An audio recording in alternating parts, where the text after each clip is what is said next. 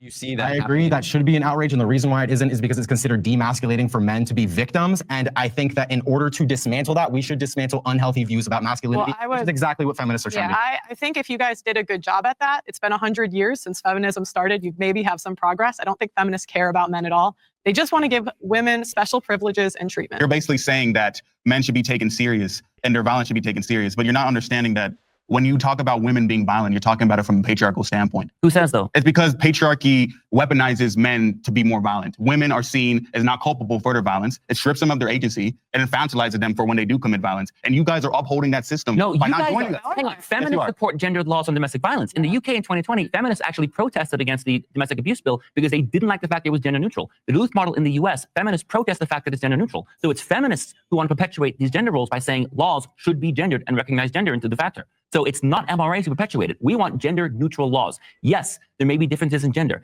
Let that be a case-by-case decision.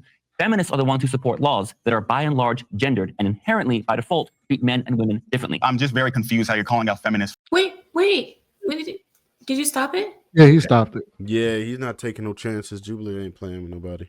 Well, dude is absolutely right. I was getting ready to say you're calling a feminist something. How dare you call a feminist? What was he gonna say? Okay, my question for Sweeney and maybe Darwin as well.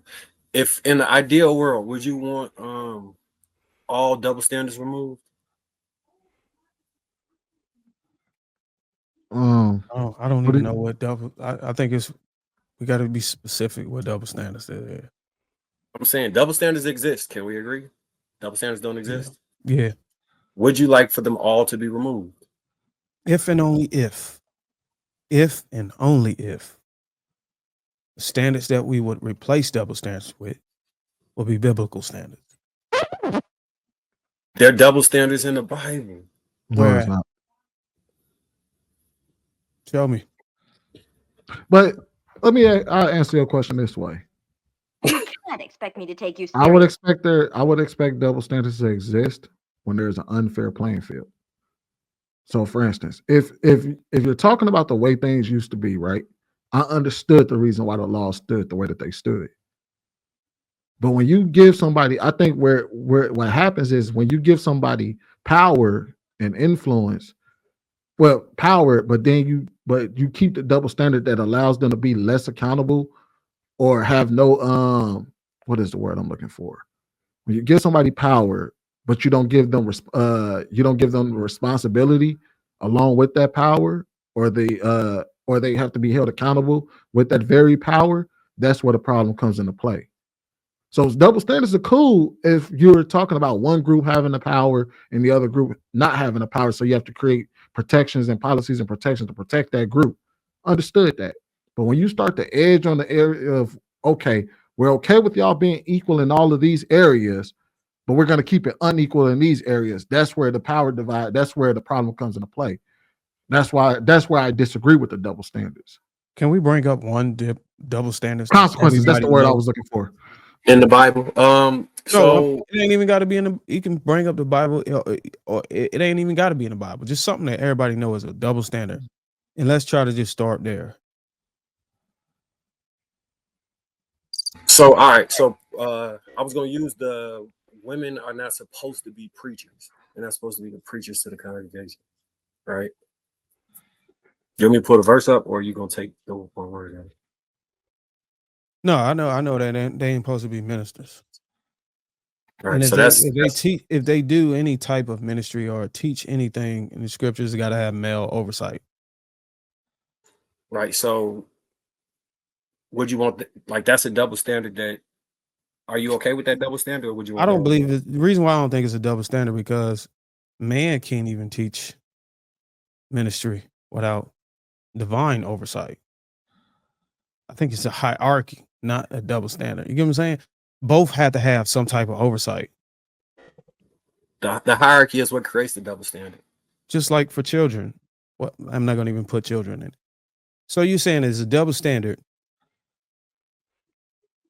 The president is in a position for to be a double standard. The vice president is. I'm just trying to figure out how you align a double standard with hierarchy. So all right, so in using the president example, right? The president can pardon anybody he wants. So he can actually do something that we all will go to jail for, except for him, because a double standard exists for him. And it's based off a hierarchical structure. Right. Anybody in that position can do it. It's not based on a gender though. But you said so I gave you the gender one in the Bible, then you presented the president. So I used the president as the example. I used what you said.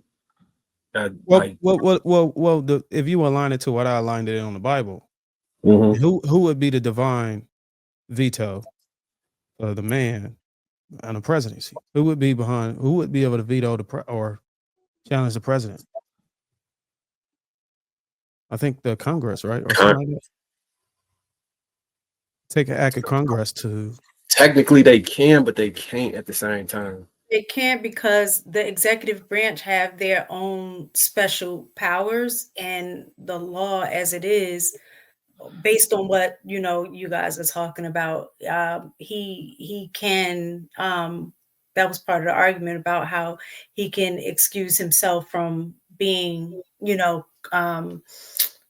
going to jail for a crime during his presidency. But did he just say, hey, I'm excused from this? Or did he have to process some type of bill or approve something that had to get stamped and filed? Or did he just verbally say, you know what, I'm the president.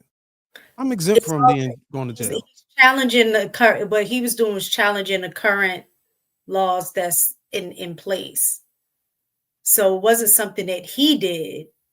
It was already in place and he's just enacting it. Well, I get it though. So he just stated, somebody said, we're going to convict this dude. And once he got into presidency, he wiped out his convictions. Is that what you're saying? Say that again. I'm just trying to figure out what you mean by. So laws exist, right? Right. The law exists. Somebody exists outside of that law because they don't have to be held to the same standard as the law because of the position they're in. So they have a standard for that person, and it's a standard for everybody else, or the person that's not that person. So I'm not gonna say everybody else. So a regular citizen and the president, there's a double standard in what one can do and one can't do. Would you like that removed as well? Like where the president can be prosecuted the same as any regular citizen? I think Trump was actually prosecuted for his crimes. He was impeached. That was when he was no longer president, when all of that stuff was his impeachment, the charges in New York and all of that kind of stuff. He wasn't president at the time.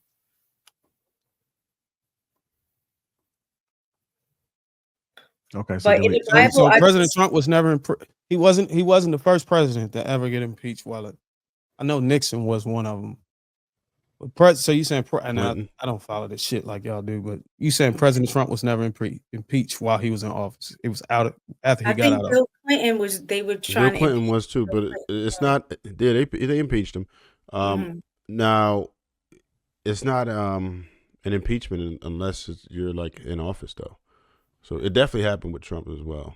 He was impeached twice. Twice. So all I'm saying is, somebody has accountability over you. So like a double standard, what I think a double standard would be, let's just say me and my wife having an argument and she wanted the kids to wear a certain thing to the park. And I'm like, no, they gonna wear this. And if she say, but why? Just because I said so. Well, why can't they wear, why can't they wear what I want them to wear? Because I said so. I think that's a double standard, right? There's nobody over me to challenge me on it. But I think everybody we just was talking about had some type of oversight correcting it.